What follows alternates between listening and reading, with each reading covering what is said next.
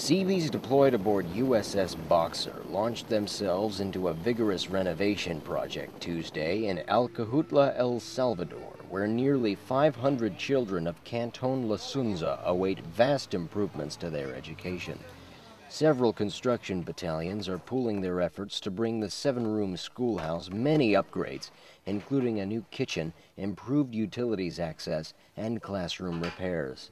The humanitarian effort is one of great importance to Lasunza, which serves a community of over 3,000 people. As the population grows, more and more children are refused admission to the school for no reason other than a lack of space.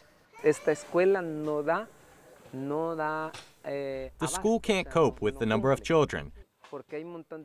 They can't register because classes are already too large. Additionally, the materials needed to give instruction, the desk, for example, are already 14 years old and just can't meet with our needs. There are children, year by year, who cannot go to school. 100 to 150 children are denied schooling, and it accumulates every year. The work isn't left entirely to Navy Seabees. Salvadoran troops are assisting in every way they can, and the effort will continue for as long as it takes to make life better for the children of El Salvador, another of America's partner nations during Continuing Promise 2008.